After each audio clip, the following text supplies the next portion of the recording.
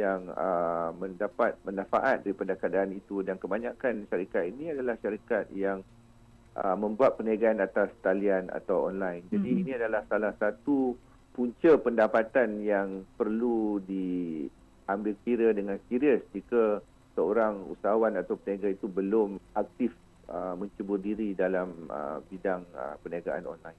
Yang penting adalah stamina untuk bertahan dalam masa dekat. Perlu ada stamina, daya tahan. Dan juga kita tiada pilihan tetapi perlu mendakap teknologi atau embrace teknologi dalam membangunkan semula perniagaan kita. Jadi dari segi membangunkan perniagaan ini, tidak semestinya bila saya kata teknologi itu kita perlu membuat perniagaan secara online, walaupun itu adalah salah satu hala tuju yang perlu kita ambil kira, tetapi bukan semua jenis perniagaan boleh dijual secara online. Walaupun tidak menggunakan perniagaan dalam bentuk atas talian atau online, tapi kita masih lagi boleh menggunakan teknologi ataupun menggunakan aplikasi telefon bimbit atau mobile app untuk melariskan jualan atau untuk mendapatkan pelanggan baru ataupun untuk menjadikan pelanggan itu pelanggan setia kita.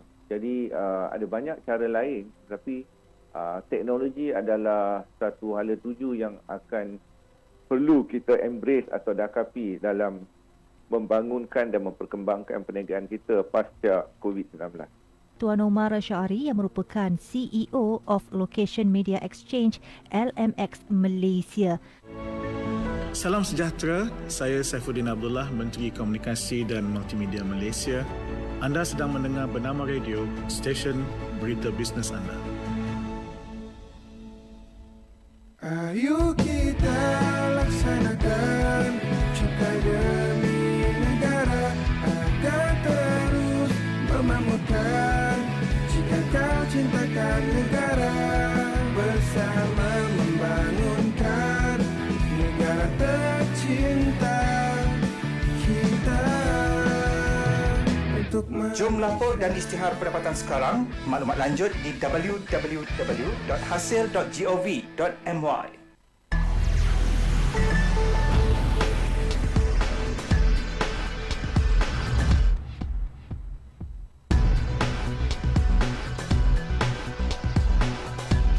Salam sejahtera kembali semula untuk Klinik Cukai bersama-sama dengan Lembaga Hasil Dalam Negeri Malaysia. Untuk waktu ini kita nak bincangkan berkenaan dengan surat penyelesaian cukai atau SPC. Bagi membantu anda mendapatkan penjelasan lebih lanjut berkenaan perkara ini, kita kena bawakanlah orang yang pakar, iaitu kita ada Puan Mazura Abdul Hadi, Pegawai Perhubungan Awam Lembaga Hasil Dalam Negeri Malaysia Cawangan Bangi, dan Encik Said Muhammad Asros Said Muhammad Kamaruzaman, Timbalan Pegawai Perhubungan Awam Lembaga Hasil Dalam Negeri Malaysia Cawangan Bangi. Assalamualaikum. Waalaikumsalam warahmatullahi. Selamat datang kedua-duanya ke Bernama Radio. Okay, terima kasih. Dia macam setahun hanyalah sekali merayakan hari yang mulia ini. Jadi tahun kita ialah selesai cukai baru ubah angin. Dia ada banyak-banyak benda ni kalau kita sebut tentang ubah angin, selesai cukai dan sebagainya. Tapi sebelum tu SPC. Apa tu SPC, Puan? Okey, SPC adalah surat penyelesaian cukai. Terlebih dulu saya nak ucap terima kasih kepada DJ bertugas hari ini, Puan Raifa. Okey, berkenaan SPC, surat penyelesaian cukai ataupun kita panggil SPC lah dengan perkataan mudah dia, merupakan perakuan yang dikeluarkan oleh Lembaga Hasil Dalam Negeri Malaysia kepada majikan berkaitan hal ehwal cukai pendapatan pekerja yang akan berhenti kerja, yang akan bersara, yang meninggal dunia atau yang hendak meninggalkan Malaysia. Majikan kerajaan ataupun swasta hendaklah membuat permohonan SPC kepada Ketua Pengarah Hasil Dalam Negeri KPHDN sekiranya pekerja akan berhenti kerja, bersara, meninggal dunia atau hendak meninggalkan Malaysia. Baik, ini perlu dikeluarkan berapa lama sebelum mereka contohnya nak berhenti kerja atau bersara ni lah, atau sebelum ditinggalkan Malaysia? Berapa lama sebelum? Okey, permohonan ni perlu dibuat oleh pihak majikan lah. Sebenarnya pihak majikan perlu keluarkan satu borang. Dia sama ada, dia depends, tengok situasi lah. Okay.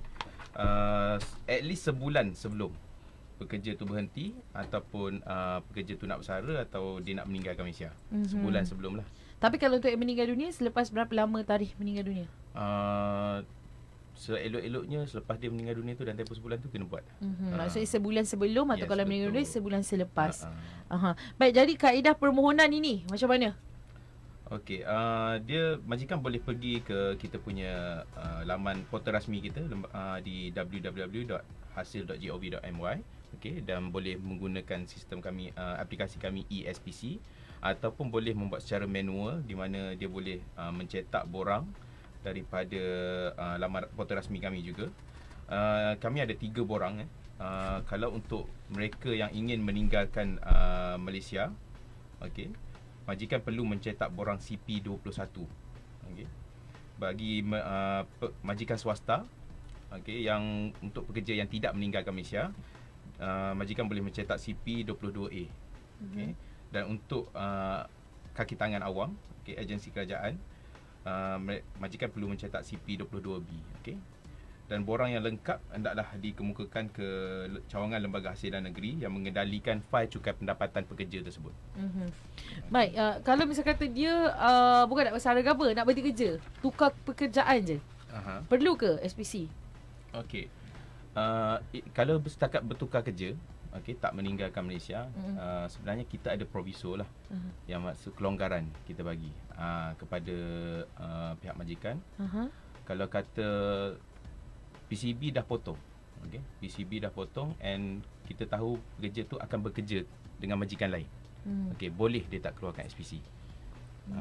Sebab nanti next year dia akan lapor cukai juga. Okay. Itu kalau misal kata dia berpindah, maksudnya dari swasta ke swasta. What if kalau dari swasta ke kerajaan atau dari kerajaan juga. Sebab kalau kata majikan tahu yang pekerja ni berhenti akan kerja tempat lain, dalam Malaysia juga, and tidak meninggalkan Malaysia, and PCB semua dah potong, yang tu boleh tak buat.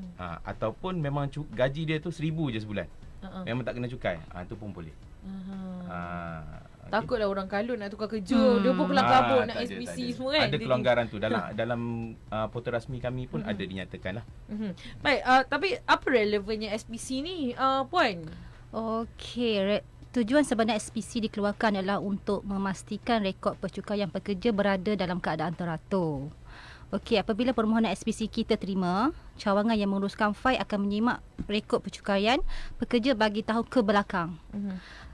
Sama ada kes itu perlu diaudit ataupun tak. Kalau perlu, cawangan akan meminta dokumen-dokumen tersebut daripada pihak pekerja.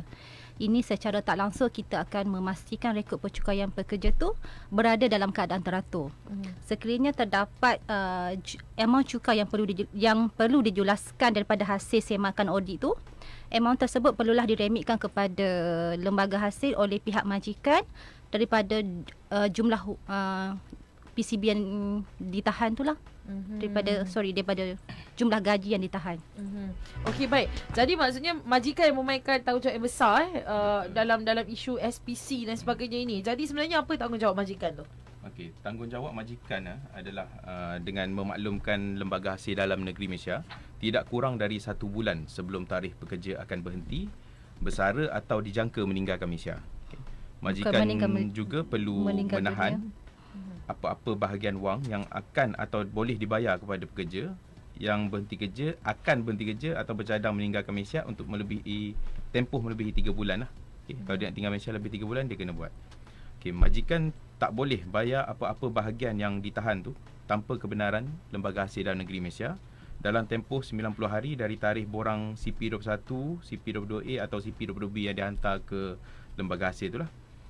Majikan hendaklah membayar semua atau sebahagian amount yang ditahan kepada Lembaga Hasil Dalam Negeri Malaysia apabila diarahkan pada bil-bil masa dalam tempoh tersebut. Okay.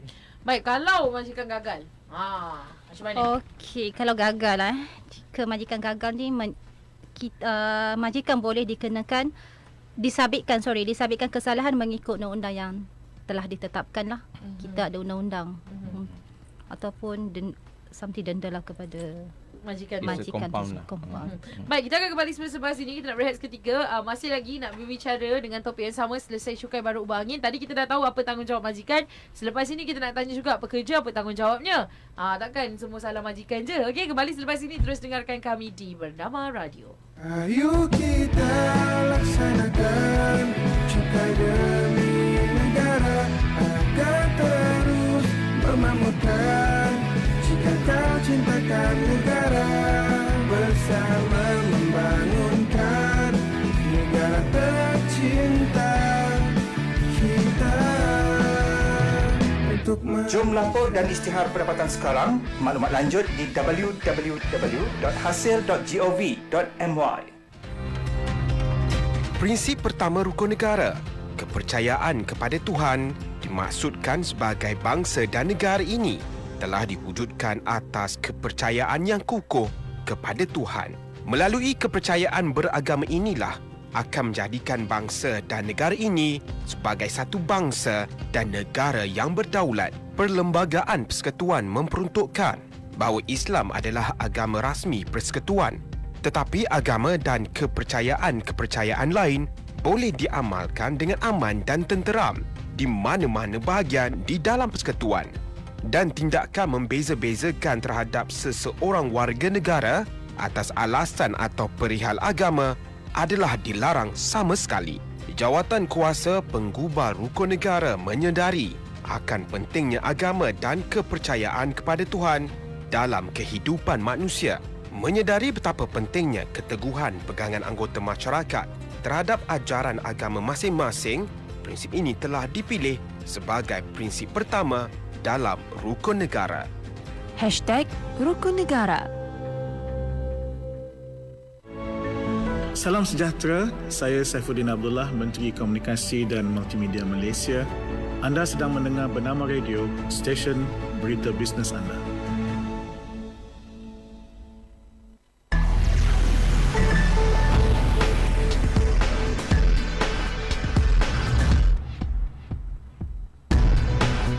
Klinik Cukai bersama-sama dengan Lembaga Hasil Dalam Negeri Malaysia. Masih lagi bersama-sama dengan Puan Mazura dan juga Encik Said. Kita bicara berkaitan dengan selesai cukai baru ubah angin. Ubah angin maksudnya mungkin nak bersara, mungkin nak berhenti kerja, mungkin nak berpindah ke luar negara, ataupun nak rehat-rehat sahaja.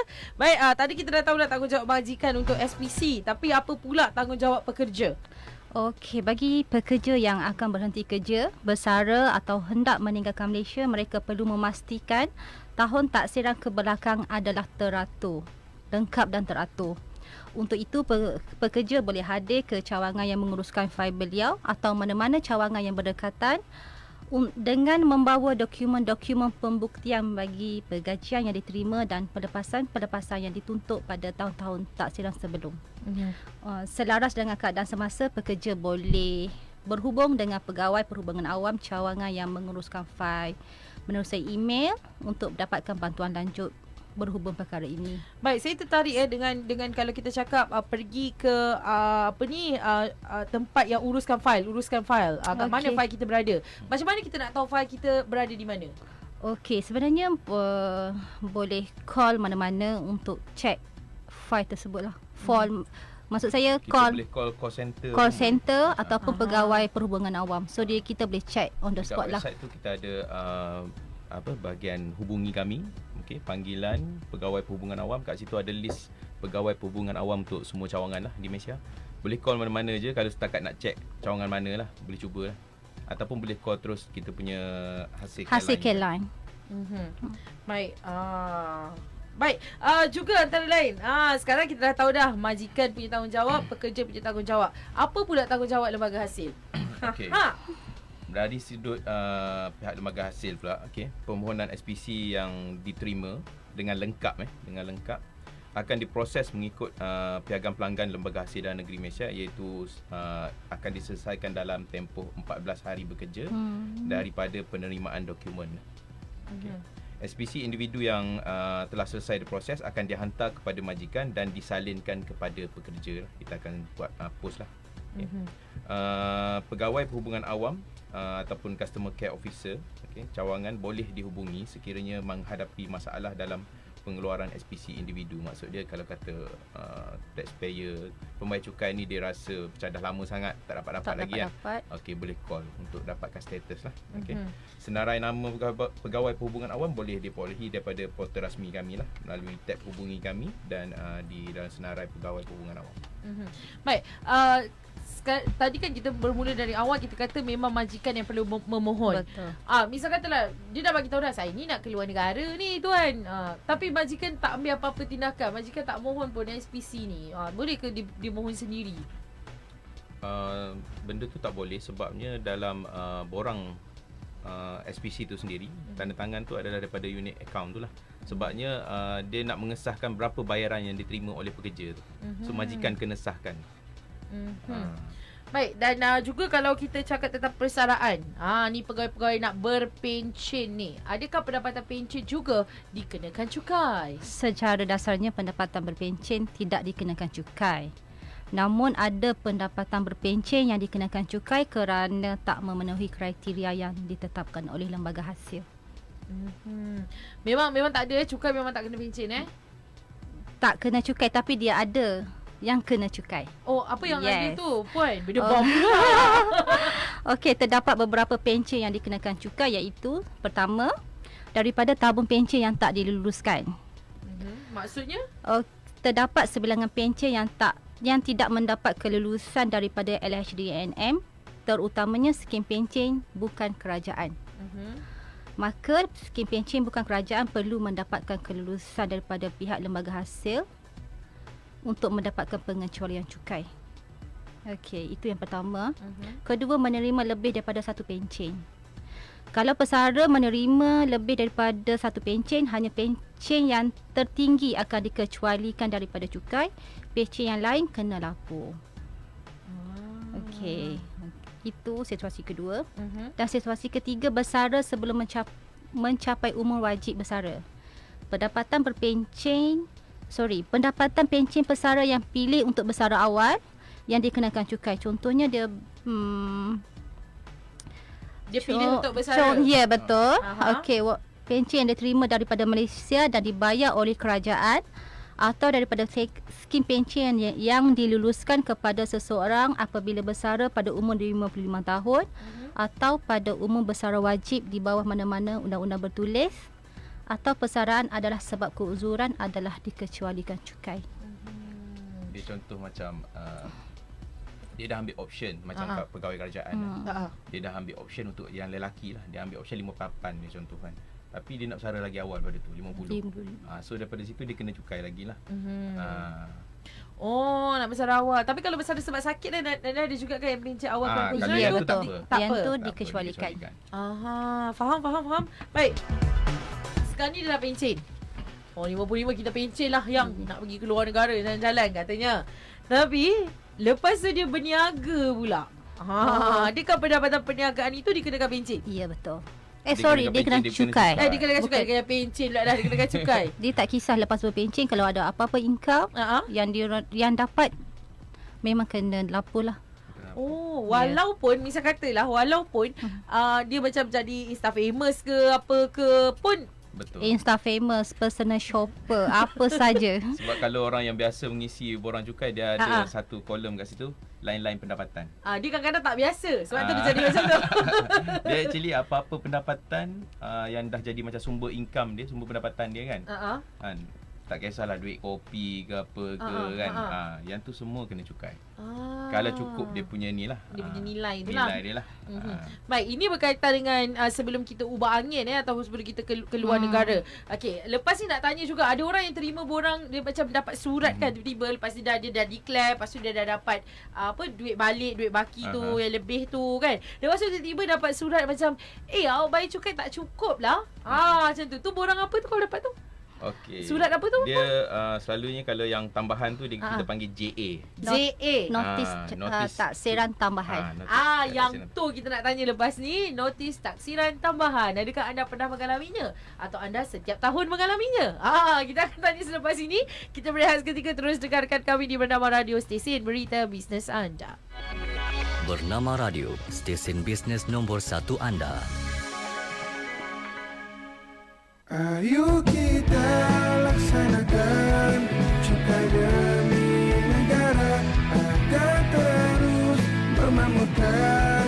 Jika kau cintakan negara, bersama membangunkan negara tercinta kita.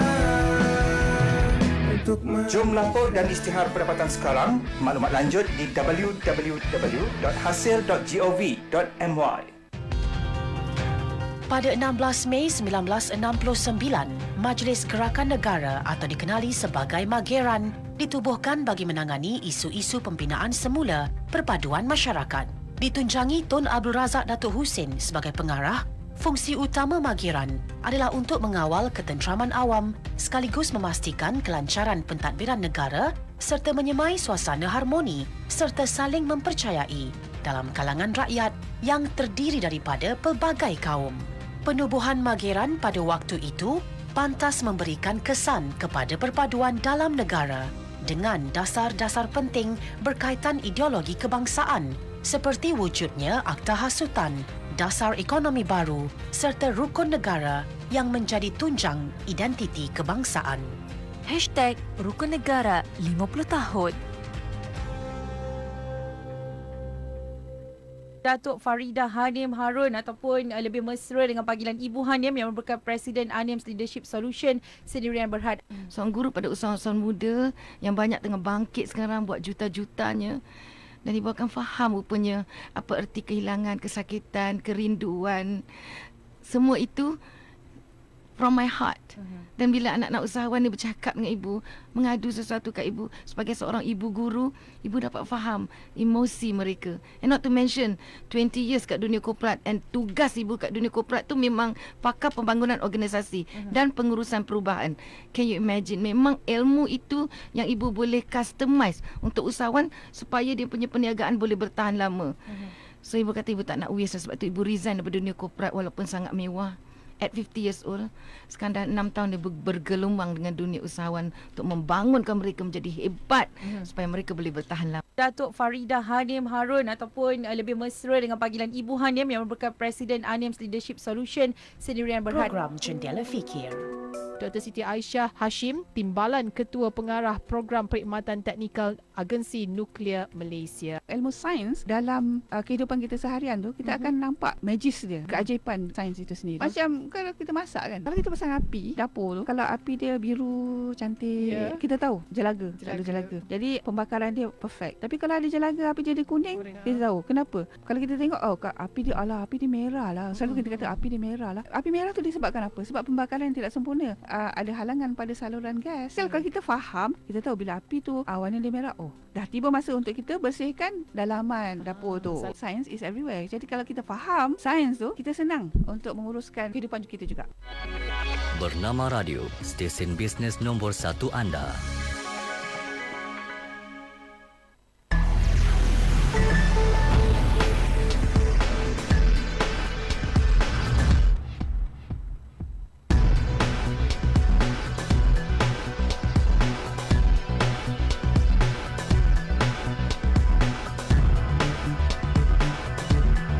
Ini cukai kembali untuk topik kita selesai cukai baru berangin. Okey, selesai cukai ni kita dah selesai cerita dah. Tapi kita nak tanya tentang borang ataupun surat tambahan taksiran. Apa tu teman? Notis taksiran tambahan. Notis taksiran tambahan. Ini sebenarnya apa benda ni? Bila pada happy kita dah joli dah, duit-duit yang dapat tu, tiba-tiba tak cukup. Apa tu? Sebenarnya itu selalunya kes audit yang saya cakap tadi. Sebab macam bila kita cek borang yang dihantar, macam kalau ada pelepasan yang ragu ataupun tidak ada dokumen sokongan, kita akan tarik pelepasan tu. So bila tarik pelepasan tu akan wujudlah taksiran tambahan berserta penalti. Itu macam mana dia cek? Dia tengok dekat setiap yang kita akan comparekan dengan tahun-tahun kebelakang lah biasanya. Okey. Ataupun selalunya kami akan keluarkan surat untuk minta dokumen tu sebenarnya. Tapi selalunya taxpayer dia akan cakap dia tak terima surat untuk minta dokumen. Tapi bila dapat notis taksiran tambahan tu dia dapat pula. So padahal alamat sama je kami guna. Ataupun kadang-kadang tu dah sampai surat mahkamah boleh datang. Dia sebenarnya bila dapat tu janganlah takut sangat. Hubungi cawangan yang sebab dekat kepala surat tu ada cawangan yang mengeluarkan. Hubungi mereka, okey, tanya taksiran tambahan ni sebab apa. Kalau dia kata ada pelepasan yang ditarik, okey, dari sudut taxpayer dia boleh buktikan dengan memberikan dokumen lah. Kalau dia hantar semua dokumen, kita semak balik, kita boleh kurangkan balik. Tak ada masalah. Baik, kalau kita sebut tentang dokumen, apa yang kita bersama-sama dengan Lembaga Hasil dah cukup lama. Jadi kita sebagai pembayar cukai, kita kena simpan dokumen selama 7 tahun. 7 tahun. Dalam pelbagai jenis tak apa. Kalau anda seorang yang konvensional, nak simpan resit tak apa. Tapi kalau macam takut pula resit tu hilang, dia punya dakwatnya tu, kita boleh scan, simpan juga secara maya. Ya, betul. Banyak benda ni kan. Kalau nak 5 minit pun boleh ikut anda. Sekarang dah boleh snap, ambil gambar tu and then simpan je dalam phone. Lagi selamat. Tapi 7 tahun Ya, 7 tahun. Misalnya katalah kalau yang di audit ni ialah tahun-tahun terbelakang. Maksudnya masa tu pun telefon barulah Nokia sabun ke yang macam tak ada kamera sangat pun masa tu kan. Okey, dia tak jumpa dah resit dan dia nak jadi hero negara, jadi wira negara. Dia nak bayar tapi amount tak cukup tu mungkin beribu-ribu. Contoh, adakah boleh buat struktura untuk bayar sikit-sikit, bukan sekaligus ke atau macam mana? Kita boleh sediakan permohonan ansuran lah. Boleh mohon lah. Boleh mohon. Berapa kali dia boleh minta Liga 6, 12. Tapi it depends berapa banyak dia minta tu. Ada prosedur dia lah. Dia kena kemukakan nyata gaji, nyata aset, apa semua. Tapi kalau setakat 3 kali tu tak adalah dia kena kemukakan benda tu. Kalau dia nak minta banyak kali tu, kami minta dokumen-dokumen tu sebut, nak tengok kemampuan dia. Nanti cakap tak mampu tapi hakikat aset banyak, duit akaun bank banyak, gaji besar. Benda tu semua akan mempengaruhi lah. Mempengaruhi berapa decision kita bagi berapa bulan dia untuk installment. Now, misalkan telah setiap tahun dia punya cukai ni kan akan secara konsisten, tak cukup. Contohnya dah 2 tahun berturut-turut dia dapat notis apa tadi? JA taksiran tambahan. Taksiran tambahan tu contohnya setiap tahun dia dapat RM300, RM300. Dan dia pula sejenis yang tidak pernah bertanya. Bila kata kena bayar, dia terus, mereka boleh buat online terus bayar. Tapi tiba-tiba rasa macam tahun ni nak tahulah kenapa secara konsisten aku tak cukup. Padahal kita mungkin membuat taksiran pengecualian tu ialah yang sama ni kan, kita isi borang tu. Tu pun kita boleh dapatkan panduan. The best way, pergi ke cawangan ataupun hubungi pegawai perhubungan pelanggan tadi, pegawai perhubungan awam tu, untuk dapatkan penjelasan lah. Sebab selagi tak pergi, dia takkan tahu masalah tu apa. Besar masalah ni. Dan bagaimana mereka ni diaudit? Dipilih secara rawak ataupun memang ada masalah, atau orang lain report macam dia macam kaya, gelang dia sampai siku. Jangan tengok gelang kita.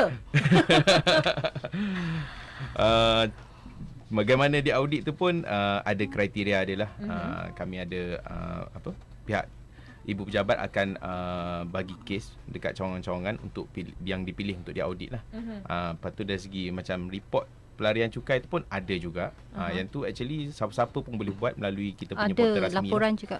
Kalau kata kita tengok, kita bayar, ada jiran sebelah rumah pakai mewah tapi tak bayar, kita tahu tak bayar cukai, kita nak lapor pelarian cukai, boleh, tak ada masalah. Boleh email kepada pelarian cukai lah. Menarik.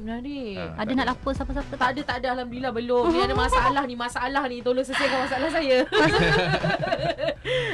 Satu lagi ialah bila kita sebut juga tentang sebelum kita nak bersara dan sebagainya ni, kita kena selesaikan semua cukai.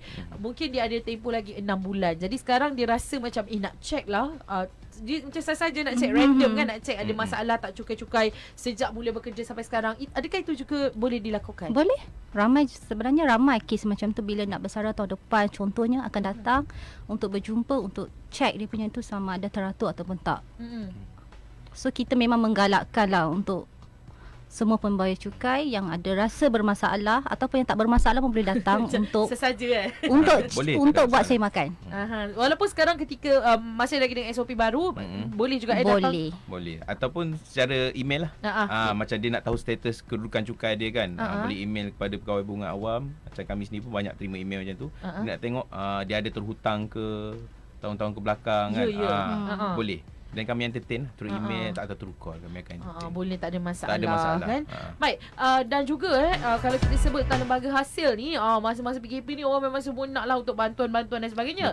Tapi tak kurang juga scammer. Hello, saya dari lembaga hasil dari cawangan Kanga Perlis. Tiba kau kakak yang cukainya di KL Bandar. Ada cerita tentang scammer ni nak diberikan ni. Okey, scammer ni lately ni kan kita tengok banyak lah kan. Kebelakangan ni kita tengok banyak sangat yang kena. Kalau tengok tu yang ahli-ahli akademik pun kena juga. Ya. So macam scammer ni sangat convincing lah. Sangat kira siapa tak kira siapa mangsa lah. dia. Kita pun tak boleh nak cakap lah. Kami pegawai LHDN pun dapat call daripada pegawai LHDN yang scammer ni. Okay.